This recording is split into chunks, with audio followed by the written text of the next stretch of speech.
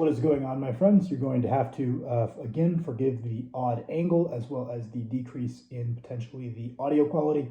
I'm going to be making videos on my phone until we get Wi-Fi up and running in the house. So I was thinking and trying to come up with what video to make that I could make for my phone, wouldn't require any editing, and due to time, wouldn't take a huge amount of preparation to keep my posting streak alive. So I texted my friend slash coach, Mr. Bald Omni-Man, Coach Butler, and said, hey man, do you have any ideas for a video I could make from my phone that wouldn't require a tremendous amount of prep or editing? And he sent me a screenshot of a comment on his poll he put up asking for what people on his channel wanted to see. And the question was something to the gist of how can we tell when we have weaknesses or sticking points to better select our accessories? Ultimately, this is a fairly complicated question, and each given sticking point could come down to multiple biomechanical, muscular motion weaknesses, however you want to break that down. But I thought that I would give you guys just a stab at answering this off the top of my head. But please bear in mind that this is going to be oversimplified because the question is somewhat complicated. But I thought I could give you guys some of the things that might jump out to me as relevant when looking at a lift. So starting with a conventional deadlift. If someone's really struggling off the floor, usually I'll see one of three things. If they're a beginner to intermediate lifter, there's very often just an issue with they haven't learned to truly commit to the pull. It feels heavy or they're intimidated by the weight and they give up quite early. They just haven't gotten to the point where they can commit to a pull, which is a skill that has to be learned at some point.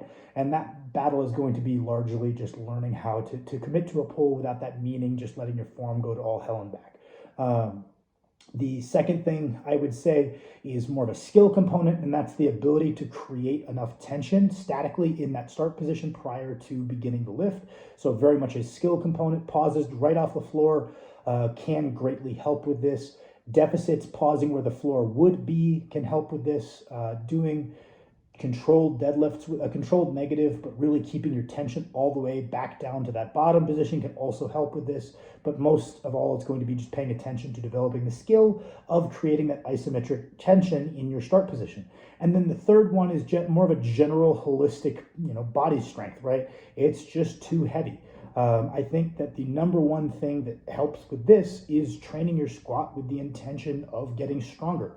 I believe that if you are training your squat as a relatively high priority within your training, that will address the general physical qualities associated with breaking a deadlift off the floor. Generally speaking, a conventional deadlift is not going to be limited by the strength of your knee extensors, but the squat is going to challenge your whole body a lot more than just your knee extensors. You're going to be developing adductor, to some degree hamstrings, largely glutes, lower back, mid back, core strength. That's all going to contribute to your ability to break a floor deadlift off the floor. It's very rare to see someone who is a great squatter have their sticking point within the deadlift be right off the floor. Usually it'll be higher up. Because if nothing else, being a great squatter has addressed that power off the floor to some degree. The next one would be struggling right around the knee, and usually to me that's going to come down to one of two issues. Either they are losing the bar forward, which can be just the fact that they're being pulled onto their toes and it's a conscious correction of sitting back into the heels, or it could be the role of the lats of keeping the deadlift in close. So the things that I might do to help with this is consciously correcting where your center of mass is, doing deadlifts with a pause right below the knee to make sure that you're not losing it forward. We're straining the lats to keep it in close. And then maybe some additional lat work would be if we are losing it forward. And then the other reason I would commonly see someone struggle at the knee would be kind of a combination of lower back and hamstring strength, which I feel is best addressed with either stiff leg deadlifts or RDLs. I think that is a pretty simple solution to that general sticking point. If it's just that posterior chain strength that we need to build up, putting in some volume on RDLs more often than not will fix that. And then if we are lifting high in the deadlift, if we're missing high in the deadlift, more often than not, it's because we're fudging our positions off the ground. So doing a high rack pull might not necessarily be the best way to overcome this sticking point. More so focusing on that bottom end and getting rid of our need to compromise our positions to get it past the knee. So deadlifts with a pause right off the floor can also be quite helpful for the lockout. Some amount of additional upper back volume if done in the right way, especially like a strict pendlay row, because again, we're developing our ability to break the weight off the floor without compromising our spinal position quite as much. I think a pendlay row can have its place there. Being really honest with assessing our form, being a little bit more patient with our pull would generally be what I'd be looking at there, but the additional upper back volume can sometimes help. So that'd be my basic breakdown. The sumo deadlift being a more technical lift. If we're missing low, assuming our technique is in line, more often than not, if we are technically proficient, we have achieved a good start position, then we are going to be looking at the strength of the knee extensors. So high bar squats, front squats, belt squats can be quite helpful.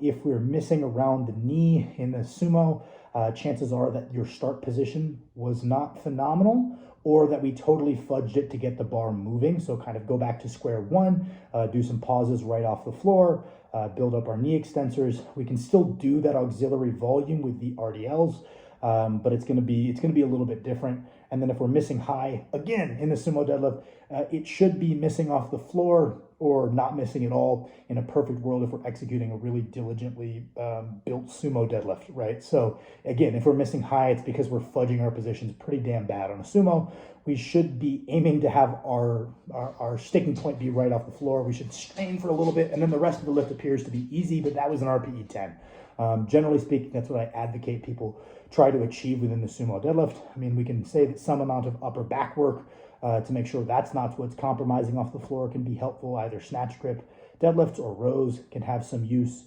Making sure our hips are strong with deadlifts with a pause right off the floor, and then general lower body development via the squat can be quite helpful. I think the inclusion of RDLs, regardless of where you're missing in the sumo deadlift, is good because maybe our hamstrings, posterior chain, could be a little bit underdeveloped if all we're doing is deadlifts from a sumo stance, and the demands on our hip extensors are decreased and the demands on our torso are decreased. So challenging what we're missing with the main motion is probably going to be a good practice regardless.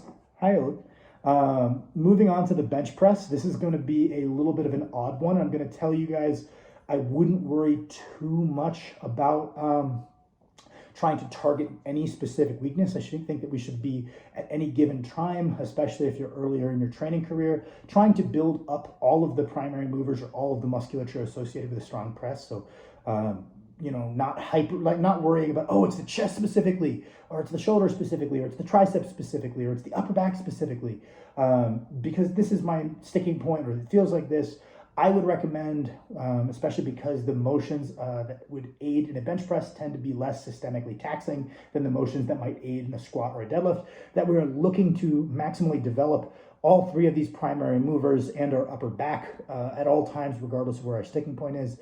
Much the same, I would inform you guys that a lot of the time a high sticking point within the bench press is not because your triceps are weak. Your triceps are heavily taxed throughout the whole motion, so it wouldn't always necessarily manifest as a sticky lockout if your triceps were super underdeveloped. We're compromising our positioning to get that weight moving off the chest. Maybe during the pause, we internally rotated the shoulder, we lose our scapular retraction and depression at the bottom. There could be a lot of things going on there other than just, oh, your triceps are weak. So I think that for the vast majority of you guys watching this video, always looking to develop the chest more, the shoulders more, and the triceps more is probably going to be the best route, and then just focusing on making sure our technique is locked in, we're maintaining tension through the whole motion, moving towards more of a soft touch on the bench press to make sure that you're maintaining your tension fairly well. That would be my general breakdown. There's more that could be said, but I think that's going to be the thing that's going to have the best practical takeaways for the most people. And then if we're looking at the squat, I have always liked this simple dichotomy that Chad Wesley Smith laid out a long time ago, which is you either got the weak quads or the weak back, right? So if you are someone who you either get stapled at the very bottom, and or when it gets really heavy, you have a propensity to start cutting your depth. Generally speaking, that weakness would be a little bit more in the knee extensors. So our accessory work that we're going to select would be something that's going to challenge the knee extensors or take away the ability to use your back. So something like a high bar squat, A front squat, a belt squat, a deep leg press, a hack squat is going to be your best friend. If you're the kind of person who's habitually reversing your squats early and or getting stable at the very bottom, a lot of that is the knee extensor, the quad. A little bit, some of that is definitely the adductor, as that's a big hip extensor in that deep position. So doing these motions, the high bars, the front squats, the belt squats, all of these things performed through a maximal range of motion, or at least what you feel you can do safely, is going to develop both of those musculatures better, the adductor magnus as well as the knee extensors, so the quads. So making sure we're doing those motions through a full range of motion as our auxiliary work is generally going to be what we want to do. Maybe doing some pause squats just to spend more time in that bottom position, develop some strength, develop some confidence there. But generally speaking, we're going to categorize that as more of a leg-centric weakness, right? And then on the other side of the coin, someone who, whether it's heavier or light, they're always bottoming out. They get a great stretch reflex and power out of the hole, and then they stick relatively high within the lift. We're going to call that like back weakness or posterior chain weakness, in which case the accessories that are going to aid you the most are most likely to be good mornings or RDLs or back extensions, stuff like this that's going to tax the hinging component of our lift. Because on paper, if we make it that high in the squat, that lift should be as good as done. Objectively, those higher positions are mechanically a lot easier than the deeper positions. So making sure that we have our hips, the strength to just continue driving our hips through, not have our lower upper back fold under the weight. An SSB can also challenge our mid back in a way that can be rather helpful with this sticking point as well. But I've always liked that dichotomy. And then someone asked me the other day, so I figure I'll throw this in here. And again, this is really reductionist, but YouTube does not lend itself to really long answers that nobody wants to hear. So if you're struggling with excessive knee cave in your squat, one, it's not the most dangerous thing in the world. Assuming good load selection, you're probably not going to get hurt.